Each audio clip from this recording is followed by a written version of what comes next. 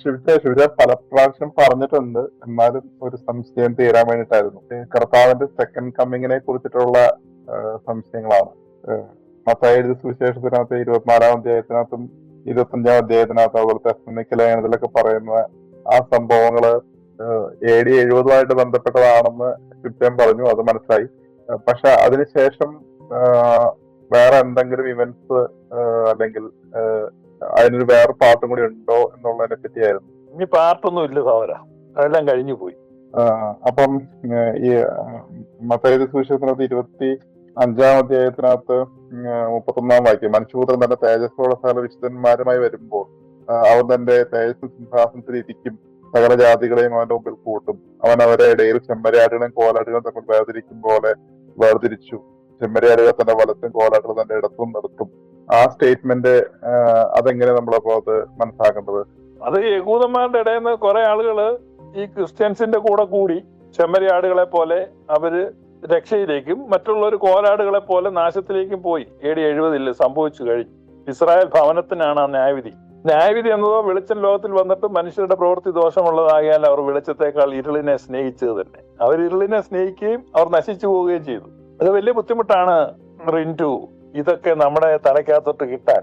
പക്ഷെ ഇതാണ് യാഥാർത്ഥ്യം. വേഗത്തിൽ സംഭവിക്കാനുള്ളത് എന്ന് പറഞ്ഞ് വെളിപ്പാട് പുസ്തകത്തിൽ എഴുതിയിട്ട് വേഗത്തിൽ വരുവാനുള്ളവനും വേഗത്തിൽ സംഭവിക്കാന്ന് പറഞ്ഞാൽ പയ്യെ സംഭവിക്കാന്നാണ് ഇപ്പൊ മനസ്സിലാക്കുന്നത്. എന്തൊരു കഷ്ടം! അവിടെയാണ് സംശയങ്ങൾ മുഴുവനിരിക്കുന്നത്. അതിപ്പോഴത്തെ നമ്മൾ കേൾക്കുന്ന ഇതുമായിട്ട് ബന്ധപ്പെട്ട് ചിന്തിക്കുമ്പോഴാണ് നമുക്ക് അങ്ങനെ കൂടുതൽ സംശയങ്ങൾ വരുന്നത്. ഇനി അതൊന്നും നടക്കാനൊന്നുമില്ല, ചുമ്മാ മണ്ടത്തരം എന്നുള്ളതേ ഉള്ളൂ. മനസ്സിലായോ? കാത്ത് കാത്തൻ കൺകൾ കുഴയുന്നെന്ന് പാട്ടുകാരൻ പാടുന്ന കറക്റ്റാ, കണ്ണ് കുഴയത്തേ ഉള്ളൂ.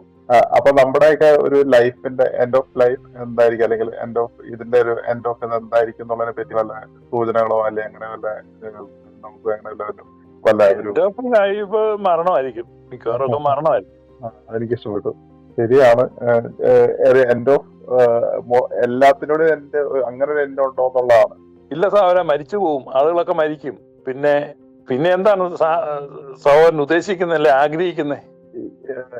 ഈ എന്റെ വേൾഡിനൊരു എൻഡ് ഉണ്ടോ എന്നുള്ളതാണ്. വേൾഡിനൊന്നും എൻഡ് ഇല്ല, മനുഷ്യർ ഓരോരുത്തർക്ക് എൻഡ് ഉണ്ട്, അവർ മരിക്കും. ഓക്കെ.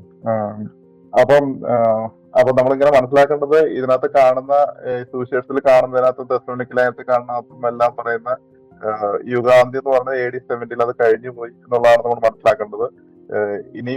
ഇനിയുള്ളത് ഓരോരുത്തരുടെ എന്താണ് എന്നുള്ള, അല്ലെങ്കിൽ ഓരോ മനുഷ്യരുടെ മരണമാണ് എന്നുള്ളതാണ്.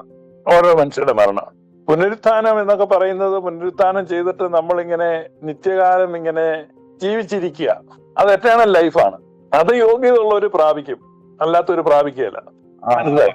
നമ്മുടെ യോഗ്യത ഇല്ലാത്തവർക്ക് എന്തായിരിക്കും സംഭവിക്കുക?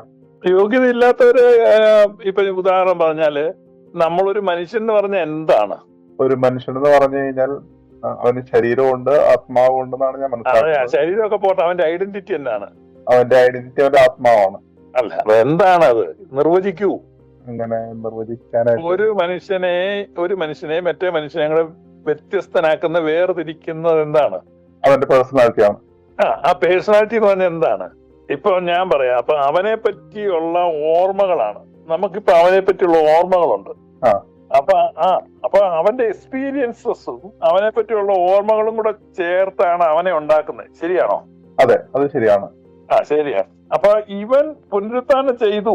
ഇപ്പം പുനരുത്ഥാനം ചെയ്യാന്ന് പറഞ്ഞാൽ എന്താണ്? ഇപ്പൊ റിന്റു ഉയർത്തെഴുന്നേറ്റു എന്ന് പറയുമ്പോൾ റിന്റു ആ ഉയർത്തുന്നത് എങ്ങനെയാ നമ്മൾ അറിയുന്നേ? അപ്പൊ ഉയർത്ത് കഴിയുമ്പോ റിന്റുവിൻ ജീവിച്ചിരുന്ന കാലത്തെ കാര്യങ്ങളൊക്കെ ഓർക്കുക. അതെ അതെ. പിന്നെ റിന്റുവിന്റെ എക്സ്പീരിയൻസസ് ആൻഡ് മെമ്മറീസ്. അപ്പൊ ഇതിനകത്ത് ഒരാള് ചെറുപ്പം തൊട്ടേ വളരെ വൃത്തികെട്ട ജീവിതം നയിച്ചു, വളരെ ക്രൂരനായിട്ടും പിശുക്കനായിട്ടും ഒക്കെ ജീവിച്ച് എല്ലാരെയും ഉപദ്രവിച്ചു, കൊച്ചുങ്ങളെ പീഡിപ്പിച്ചു, സ്ത്രീകളെ ഉപദ്രവിച്ചു, അങ്ങനെയൊക്കെ ജീവിച്ച ഒരാളാന്ന് വെക്കുക. അതിനെക്കുറിച്ച് വെച്ച് ഓർക്കാൻ നല്ല കാര്യങ്ങളൊന്നുമില്ല. അപ്പം ഈ ആൾ ഉയർത്തെഴുന്നേറ്റ് ഇങ്ങനെ നിത്യകാലം ഇരുന്ന് ഈ കാര്യങ്ങളെല്ലാം ഓർത്തോണ്ടിരിക്കണോ? അത് വേണ്ട. അല്ല, അവിടെ സുവിശേഷത്തിൽ തന്നെ സുവിശേഷം ഉയർത്തെഴുന്നേറ്റ് ഇത് അങ്ങനെ ഓർത്തോണ്ടിരിക്കണോന്നാണ് റിന്റു പറയുന്നത്. അങ്ങനെ ഓർത്തോണ്ടിരിക്കണ്ട, ശരിയല്ലല്ലോ. ഇപ്പൊ അവനൊരു ബലാത്സംഗം ചെയ്തു. ഈ ബലാത്സംഗത്തെ പറ്റി, ആ ബലാത്സംഗത്തിനിടെ ആ പെണ്ണ് മരിച്ചുപോയി, അതുമൊക്കെയാണ് ഓർത്തോണ്ടിരിക്കുക. അതിനാണോ ഇവൻ ഉയർക്കുന്നത്? അപ്പൊ അതെല്ലാം അങ്ങ് മായ്ക്കണ്ടേ? വേണം, മായ്ക്കണം. മായ്ക്കണം. അപ്പൊ ഇവന്റെ മനസ്സിൽ നിന്ന് ഇതെല്ലാം മായ്ച്ചു കഴിയുമ്പം പിന്നെ പ്രത്യേകിച്ച് നല്ല കാര്യം ഒന്നും അവശേഷിക്കുന്നില്ല. അതെ, നല്ല എന്ന് വെച്ചു. മെമ്മറീസ് ഒന്നുമില്ല. നല്ല മെമ്മറീസ് ഒന്നുമില്ല, നല്ല മെമ്മറീസ് ഒന്നുമില്ല. അപ്പൊ ഇവൻ ഒരു മെമ്മറി ഇല്ലാത്ത ഒരുത്തനായിട്ട് ഉയർത്തെഴുന്നേറ്റ് നിൽക്കുകയല്ലേ. അതെ അതെ. അപ്പൊ പിന്നെ അത് അവനാണോ? പിന്നെ അത് അവനല്ല. അവനല്ല. അപ്പൊ അവൻ പോയില്ല, അവന്റെ ഐഡന്റിറ്റി പോയില്ലേ. അതെ, അവന്റെ ഐഡന്റിറ്റി പോകുന്നുണ്ട്. അതെ, അത്രേ ഉള്ളൂ. അപ്പം ഷിബിജാൻ പറയുന്നത് നമ്മുടെ നല്ല മെമ്മറീസ് മാത്രം ആണ് നമുക്ക് പുനരുദ്ധാനത്തിൽ നമുക്ക് ഉണ്ടാവുള്ളൂ, കിട്ടുള്ളൂ. അത്രേ ഉള്ളൂ. അതുകൊണ്ടാണ് തീയിൽ കൂടെ കടന്നു പോകും, തീ തന്നെ അതിനെ ശോധന ചെയ്യും, നല്ലതൊക്കെ അതിജീവിക്കും, ബാക്കിയെല്ലാം വെന്തു പോകും. അല്ലാതെ ഈ പിന്നെ നമ്മളിപ്പം സ്വർഗത്തിൽ പോയിരുന്നിട്ട് വാണം വിട്ടതും സരള കുളിക്കുന്നിടത്ത് ഒളിച്ചു നോക്കിയതും കുട്ടപ്പന്റെ രൂപ അടിച്ചെടുത്തതും ഇതൊക്കെ ഓർത്തോണ്ടിരിക്കാനാണോ? തീർച്ചയായിട്ടും അല്ല. അതെല്ലാം അങ്ങ് വെന്തു പോകും. അപ്പൊ വെന്തു പോയി കഴിയുമ്പോ പിന്നെ നമ്മളെ അടയാളപ്പെടുത്താൻ പ്രത്യേകിച്ച് ഒന്നും കാണത്തില്ല. അപ്പൊ നമ്മളിങ്ങനെ ഉയർത്തെഴുന്നേറ്റു എന്ന് പറയുന്നത് വലിയ പ്രസക്തി ഒന്നുമില്ല. നമ്മളായിരിക്കുകയല്ല അവിടെ ഉയർത്തെഴുന്നേറ്റ് നിൽക്കുന്നത്. മെമ്മറീസും ഫയൽസും എല്ലാം ഡിലീറ്റ് ചെയ്തൊരു കമ്പ്യൂട്ടർ പോലെ 1000 കമ്പ്യൂട്ടർ ഇരിക്കും, അതെല്ലാം എല്ലാ മെമ്മറിയും ഡിലീറ്റ് ആയി കഴിഞ്ഞാൽ കമ്പ്യൂട്ടറെല്ലാം ഒരുപോലെയല്ലേ? അതെ അതെ. അതുപോലെ വരും. പിന്നെ അങ്ങനെ ഒരു ഉയർപ്പിന്റെ സുവിശേഷത്തില് നമ്മളിങ്ങനെ വായിക്കുന്നുണ്ടല്ലോ. ഇപ്പം 7 പേരെ വിവാഹം കഴിച്ച സ്ത്രീ ആരുടെ ഭാര്യയായിരിക്കും ചോദിക്കുമ്പോ കർത്താവ് പറയുന്ന ഒരു ആൻസർ ഉണ്ടല്ലോ. അതെ, കർത്താവ് വളരെ ബുദ്ധിപൂർവ്വം പറഞ്ഞു. പക്ഷെ ഞാൻ ചോദിക്കുന്നത്, നിങ്ങൾ ഇപ്പൊ ഇങ്ങനെ ഉയർക്കാൻ ആഗ്രഹിക്കുന്നുണ്ടോ? അങ്ങനെ ഉയർക്കാനായിട്ട് ആഗ്രഹിക്കുന്നില്ല. നല്ല മെമ്മറീസ് ആയിട്ട് ഉയർക്കാനേ ആഗ്രഹിക്കുന്നു. അപ്പൊ നല്ല മെമ്മറീസ് ഉണ്ടാണ്, നല്ല കാര്യമൊക്കെ ഇവിടെ ചെയ്യണ്ടേ? വേണം, തീർച്ചയായിട്ടും വേണം. അതൊക്കെ ചെയ്യാനാണ് ഈ ഗ്ലോറിയസ് ഗോസ്പൽ പറയുന്നത്, അല്ല വേറൊന്നുമില്ല. ഓക്കെ. അതിനെയാണ് പൗലോസ് ഫിലിപ്പിയ ലേഖനത്തിൽ വർക്ക്ഔട്ട് യുവർ സാൽവേഷൻ എന്ന് എഴുതി വെച്ചിരിക്കുന്നത്. അത് വർക്ക് ഫോർ യുവർ സാൽവേഷൻ എന്നല്ല. എന്ന് പറഞ്ഞാൽ അവിടെ ചെന്നിട്ട് ധരിക്കാനുള്ള തുണി നമ്മൾ ഇപ്പോൾ ഇവിടെ തുന്നണം. അതുകൊണ്ടാണ് ചിലർ നിത്യലജ്ജയ്ക്ക് വേണ്ടി എഴുന്നേറ്റ് വരുമെന്ന് പറയുന്നത്. ഞാൻ എന്റെ ജീവിതത്തിൽ ആകെ 2 നന്മയെ ചെയ്തിട്ടുള്ളൂ. ഞാന് സ്കൂളിൽ പഠിക്കുമ്പോൾ ഒരു കല്ല് പെൻസില് എന്റെ ഒരു കൂട്ടുകാരന് കൊടുത്തിട്ടുണ്ട്.